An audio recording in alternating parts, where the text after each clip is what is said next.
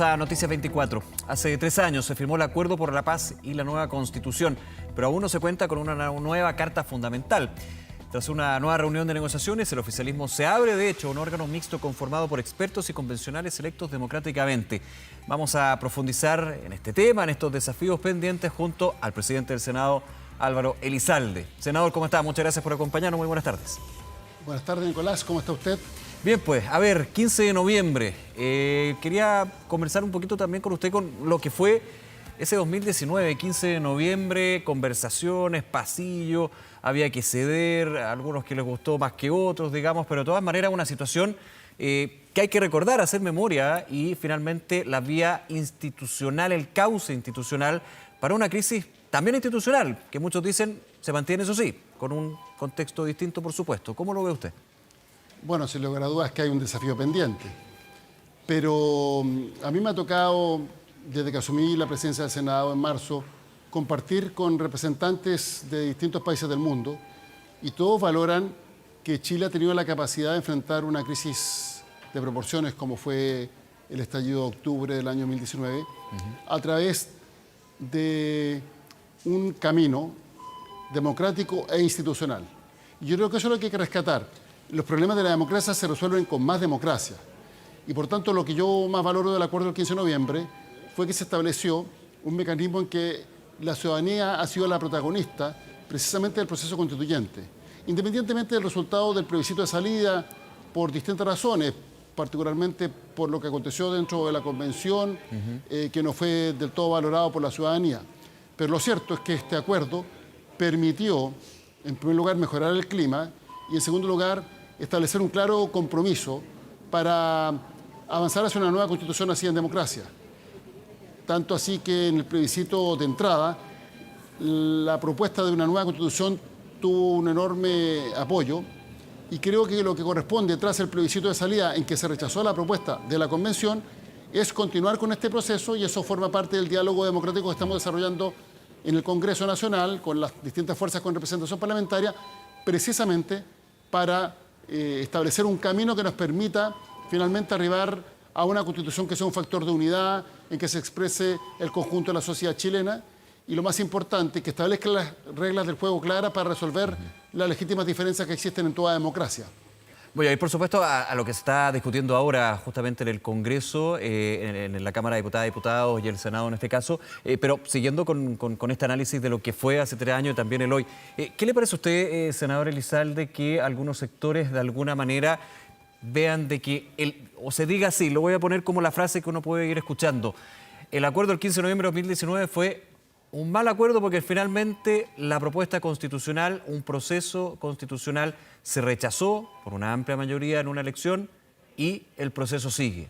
¿Cómo lo ve usted eso en términos de también con el paso de los años, la historia, quitarle esa potencia a lo que fue el acuerdo por la paz y la nueva constitución finalmente porque aún no hay nueva constitución, digamos?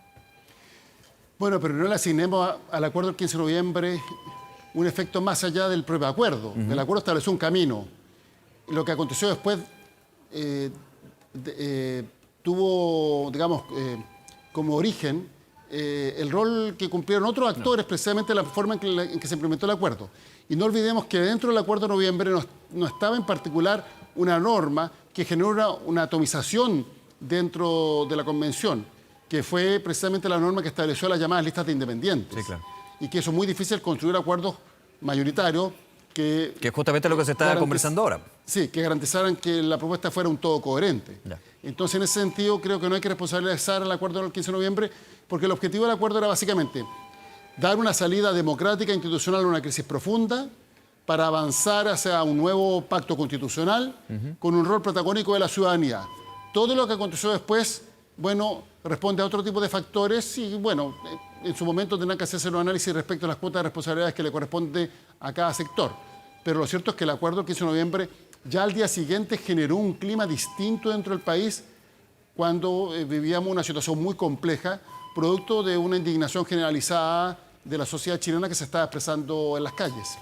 Mirando hacia esa fecha, senador Elizalde, no solamente el 15, el 14, sino semana antes, conversábamos un rato también con Mario Desbordes y comentaba, esta conversación fue 2 semanas, 3 semanas, en lo que estaba sucediendo también en Chile en ese minuto. Obviamente se cierra, digamos, el 15 de noviembre, pero ese fueron horas, madrugada también. ¿Cómo ve usted y cómo analiza lo que fue la posición del mundo político, de los partidos políticos que desde otros sectores en pleno estallido social lo veían más bien invisibilizado, neutralizado, digamos, por la situación desde la opinión popular, digamos, desde la crisis institucional misma? Ahora, 3 años después, ¿cómo lo ve usted? Bueno, yo insisto, nosotros enfrentamos en su momento una crisis profunda en que se expresó una indignación generalizada de la sociedad chilena a lo largo de todo el país. Y eso exigía y exige hasta el día de hoy una respuesta a la altura del sistema político. ¿A través de qué forma? A través de un procedimiento que sea profundamente democrático. Creo que esa tarea está pendiente. Efectivamente, el sentido del acuerdo era avanzar hacia una nueva constitución así en democracia. Eso no ha sido posible, insisto, porque en el proceso constituyente propiamente tal y la dinámica que se generó en la convención se produjo una distancia muchas veces con demandas sentidas de la sociedad chilena.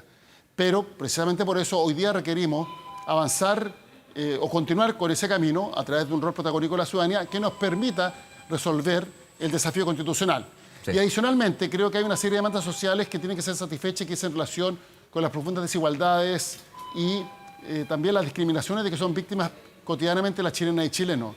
Y eso ahora que se basan en una nueva constitución, que es un tema que está instalado también en la discusión. Perdón, no lo escuché bien. Esas demandas sociales que se basan o per se necesitan una nueva constitución dentro de lo que se ha conversado, discutido. Lo que pasa es que la actual constitución es una camisa de fuerza, porque fue concebida bajo la lógica de la desconfianza a la democracia, bajo el concepto de democracia protegida. ¿Protegida de quién? Del pueblo. Y por eso establece una serie de restricciones que neutralizan la voluntad popular. Por eso nos parece a nosotros necesario avanzar hacia una constitución plenamente democrática. Pero la solución de los problemas no es automática. Una buena constitución entrega herramientas para resolver problemas, pero de ahí en adelante depende de las decisiones que adopte la propia sociedad chilena.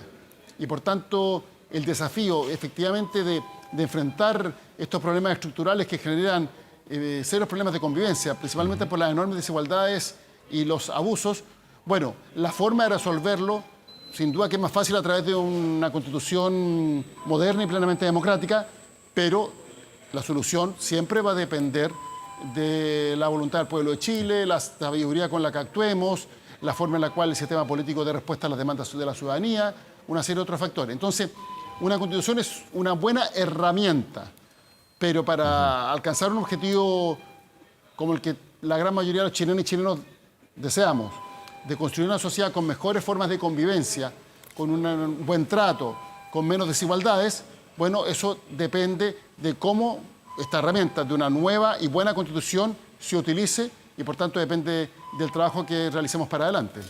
Sí, hablemos un poquito de eso también, senador Elizalde, y yo lo tengo claro, usted lo tiene claro también, me imagino que quienes nos ven a esta hora, que las comparaciones a veces son odiosas.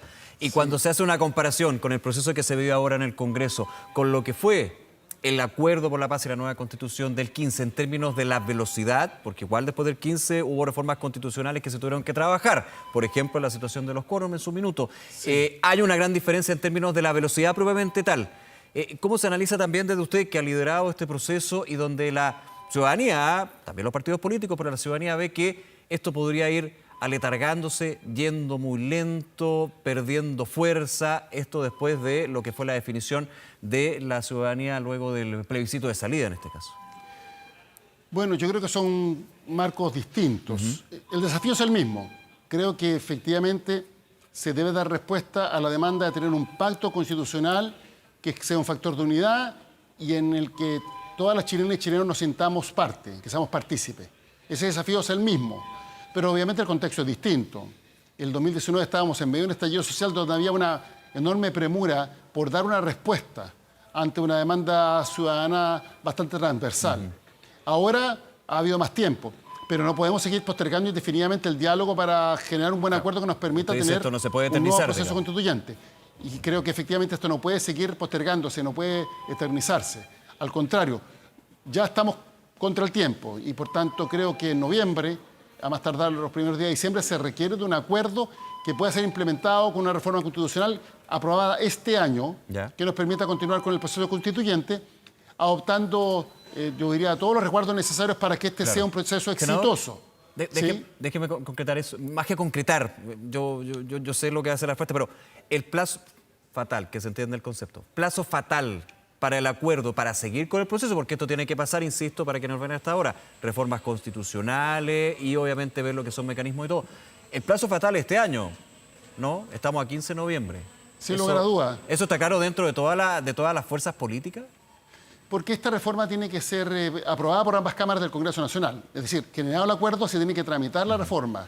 Se requiere 4/7 en ambas cámaras del Congreso Nacional. Claro. Y hay plazos o itinerarios definidos por incluso factores de carácter logístico que impiden hacerlos más cortos. Si se convoca, por ejemplo, a una elección, el Servicio Electoral ha señalado que se requiere entre 120 y 145 días, 145 días de anticipación. Por tanto, cada vez que postergamos el acuerdo, estamos teniendo menos tiempo para cumplir con ciertos ritos o hitos democráticos que son fundamentales para el éxito del proceso. Solo por citar algunos ejemplos. Sí. Senador Álvaro Elizalde, como siempre, muchas gracias por esta conversación con Canal 24 Horas. Que le vaya muy bien, senador. Muchas gracias, Nicolás, y un saludo a todos que nos ven a través del Canal 24 Horas. Gracias, que esté muy bien. Igualmente.